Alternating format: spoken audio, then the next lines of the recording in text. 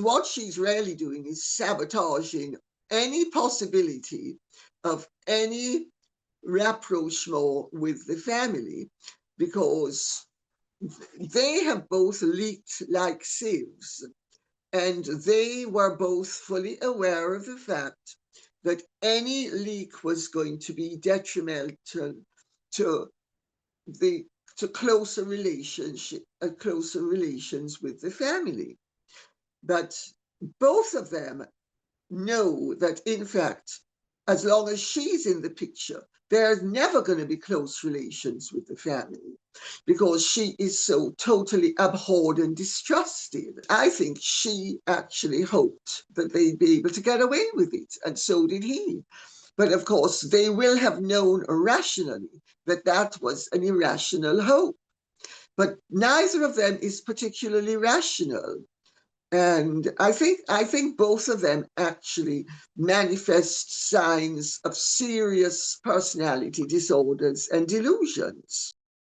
This week, the royal family had enough with Prince Harry and his stunts.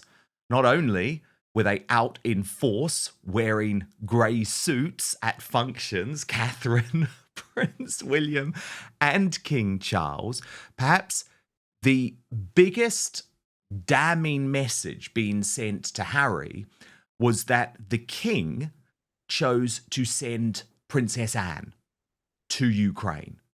And as Stephanie Sidley pointed out, the king is sending a message to Harry, and he absolutely was, because just a fortnight earlier, Harry had gone to Ukraine, secretly met with Volodymyr Zelensky against the wishes of both the British royal family and the British government, because this guy is totally out of control. Lady Colin Campbell, what's particularly grim about this whole situation in terms of Prince Harry and Ukraine, in my view, is that my belief is that the only reason Harry has been so desperate to get to Ukraine and get to Zelensky is that he knew, Lady C, he knew that Prince William had multiple requests to travel to Ukraine turned down for security reasons. So he knew that William was unable to go, and this was yet another way of trying to get one over him. And William this week was still unable to go, but the Princess Royal became the most senior member of the British royal family so far to go. It was an official visit. There were pictures with Zelensky. And I believe, again, this is the royal family, and they obviously do it in a very subtle way, Lady C, but it's fighting back against Harry and, let's be totally honest, his clandestine way of operating. If you're enjoying what we're doing here on Outspoken, please consider joining our thriving community over on Substack, www.outspoken.live. You can sign up completely for free, but Substack is so important to me. It is a free speech platform. It protects me from big tech cancellation. Plus, you get to communicate directly with me. Head on over www.outspoken.live, enter your email address, and sign up today. Well, Dan, I agree, but I think that all of this would be happening irrespective. I don't think they're doing it in reaction to or in response to Harry.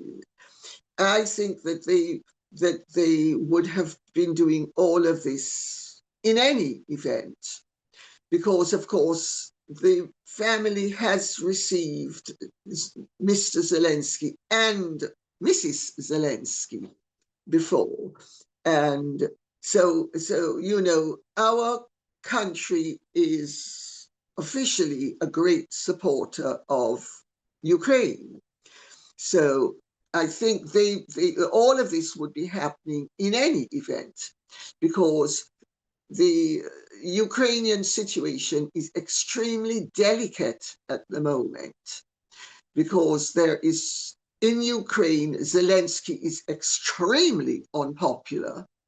There is talk that as soon as the Ukrainian war is settled, that if Zelensky doesn't get out of the country, there's going to be retribution because of what many parties in Ukraine regard as his misconduct. And so there's all of that going on behind the scenes that I don't think has emerged publicly yet.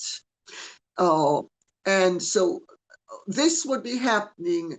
Princess Anne's visit would have taken place with or without Harry. Harry has, of course, capitalized upon what's going on, because Harry knows enough as a result of his military connections. And Meghan is also sufficiently politically astute as to know that they should get in on the Ukraine situation because it improves their credibility and it enhances their reputations. And let's remember, Harry and Meghan's primary objective is to make money. And so Harry and Meghan are jumping on the bandwagon of Ukraine, and they have wrangled their way in via his visit.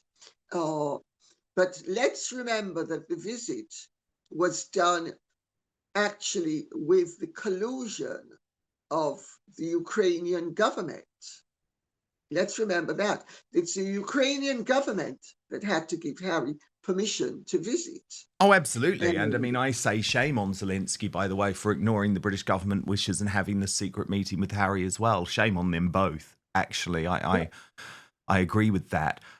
Lady C, lots emerging about this bombshell statement from Prince Harry in regards to the reporting in the Sun newspaper, which suggested, of course, that the meeting with Charles was incredibly cold and that there was still no way back. The briefing then makes it into the Mail on Sunday the next day, suggesting that it was all down to the horrible men in grey suits at the palace, and reporting that Meghan Markle was at least in part behind Harry's statement.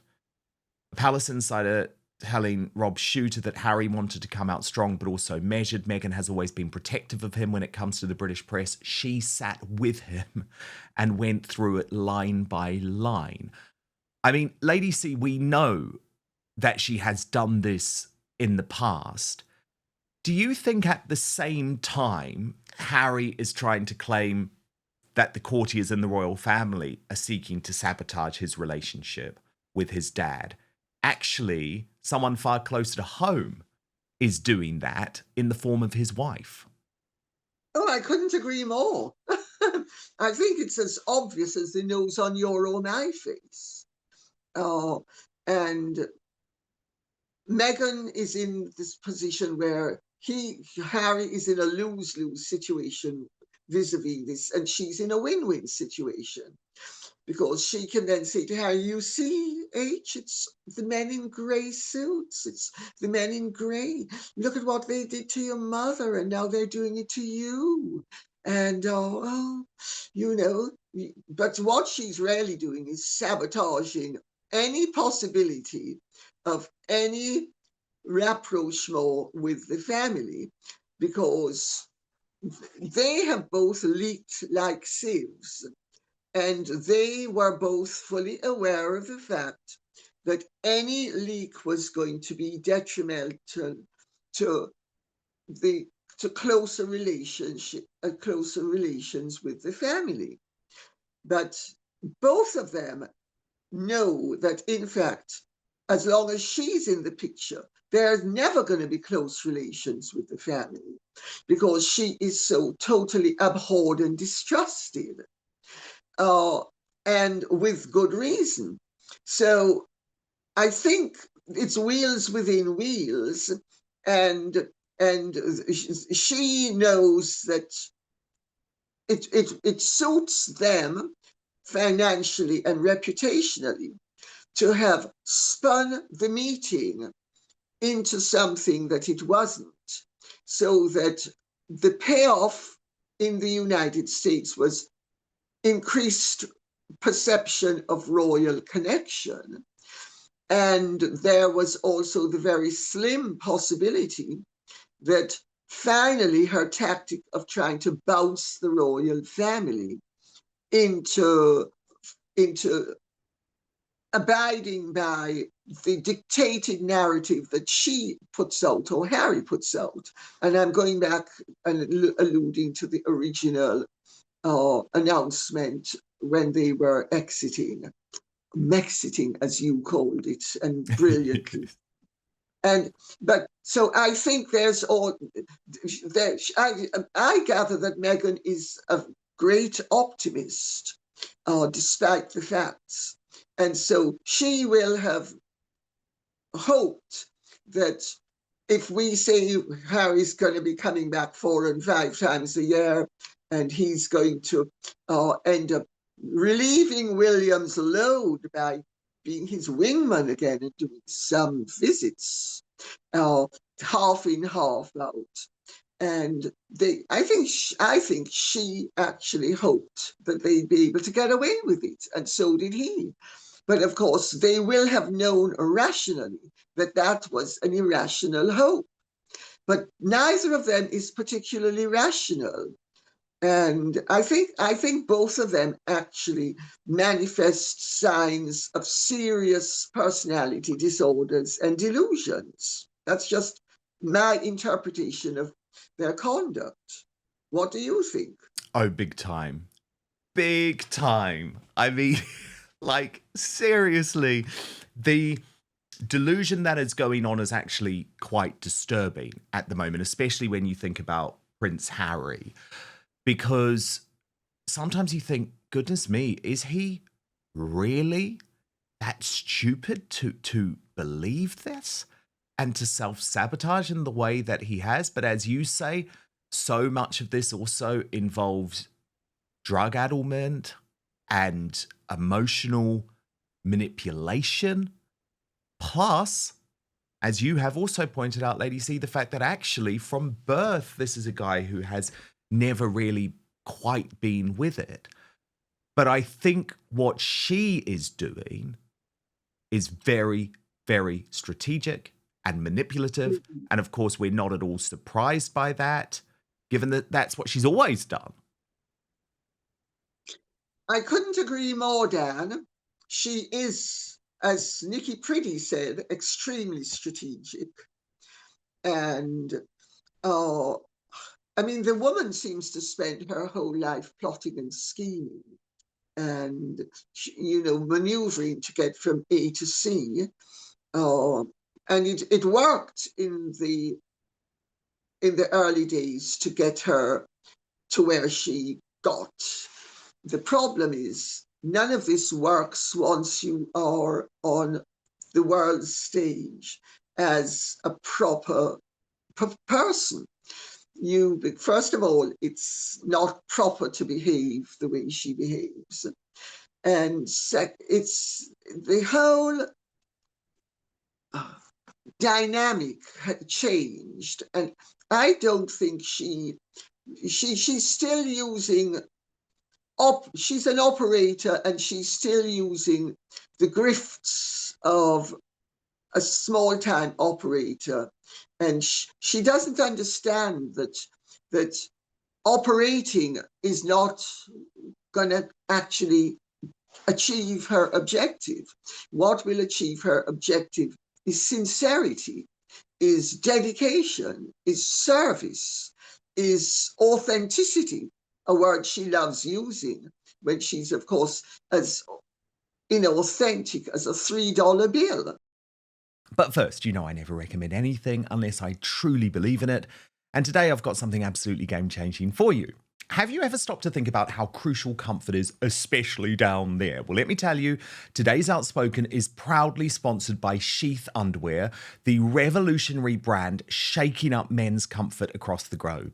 And here's what makes it even better. Sheath was founded by a brilliant US Army veteran, Robert Patton, while he was serving in Iraq back in 2007. So that's right, this isn't just an underwear brand. It was designed for the toughest conditions imaginable.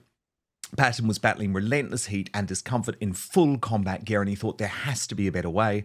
And there is, because he created it. Let's be honest, traditional underwear just doesn't cut it anymore. Sheath's innovative dual pouch design ensures your comfort all day long, keeping things separate, cool, and fresh.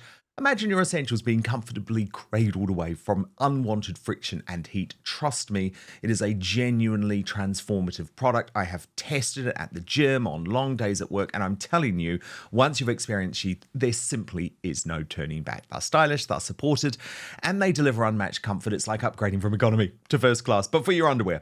So right now, I am offering you a 20% discount. It is exclusive at sheath.com. So 20% off your entire order.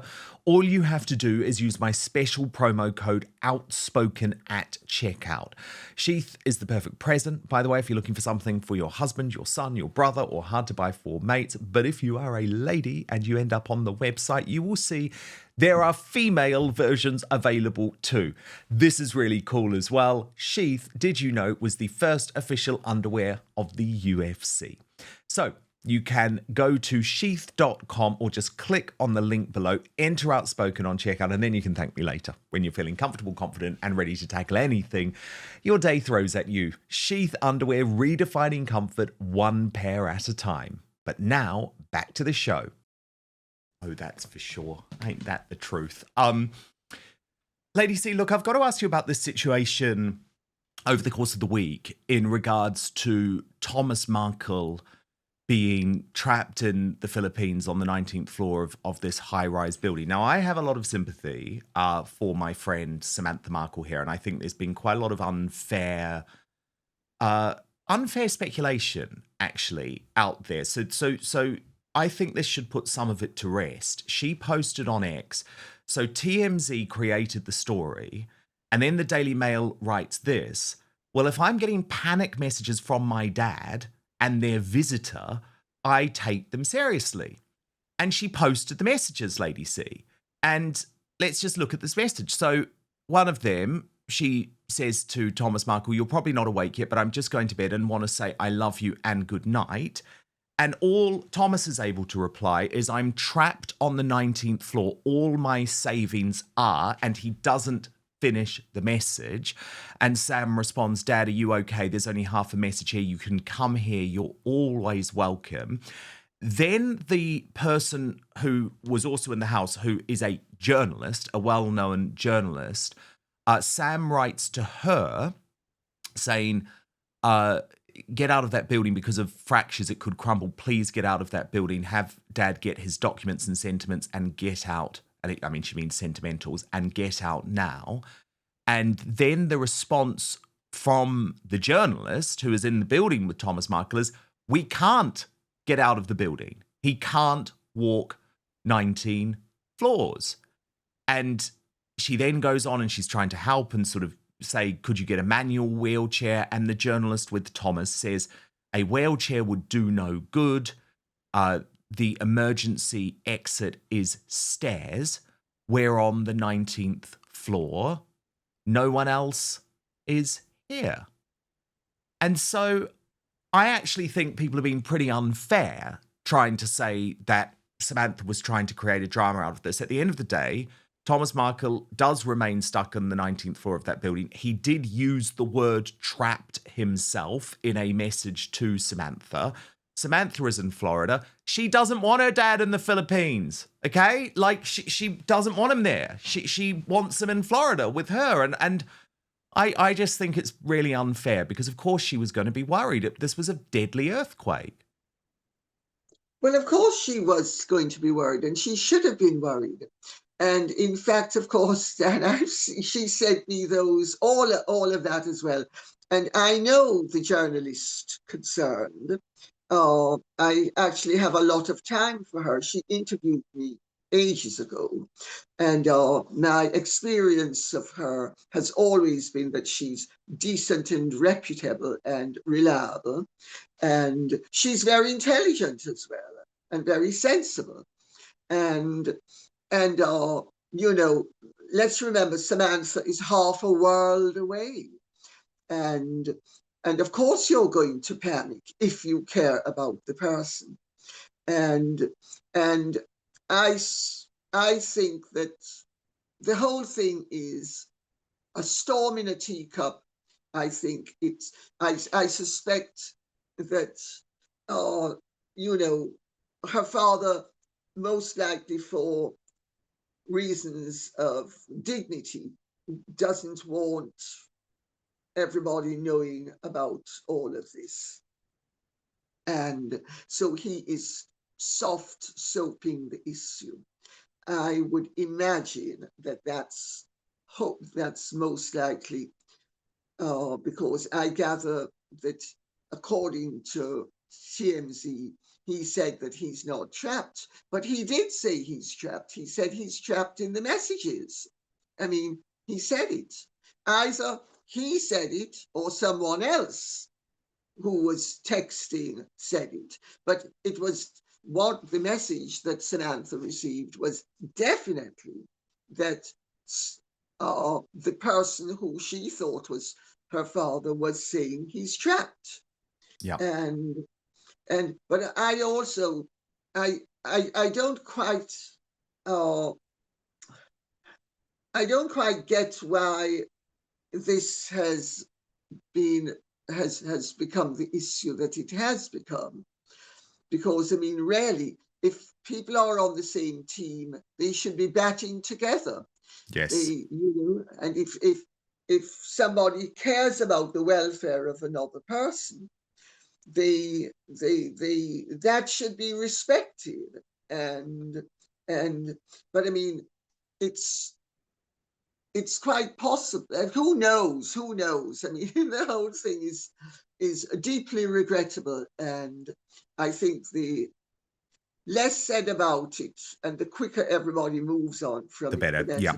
I do think where Thomas Markle Jr. made a good point, though, Lady C, and I'll just show it to you, is that actually Harry and Meghan are accepting this Humanitarian of the Year award this month, given their treatment of their own families, is laughable. Watch this.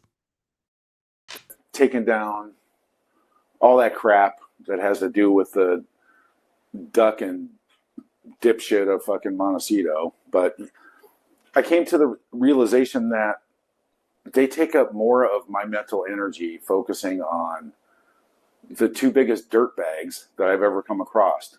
And they're my family members, you know? They take up more of my time and more of my energy, and it's just not even worth it to even think about them anymore. So been revamping and just going in the direction I was talking about going in before, as far as like doing a completely different show, which is I'm just so happy about. I feel so much better, you know. But now, today, especially with yesterday's events, I can't hold back. You guys know me. I just can't hold back. Humanitarian award, another bought and paid for award by the worst humanitarian who could be walking the planet. I mean, yeah, I could buy myself any award, I guess, you know, if I had charity money falling out of my ass too. Well, Lady C, I cannot disagree with Thomas Markle Jr. on anything there. No, he's absolutely right. I mean, I actually find it beyond outrageous. And I actually am commenting on it on my own show. And I find it really outrageous that a woman who was given so much by a father, whose supposed offense was to try to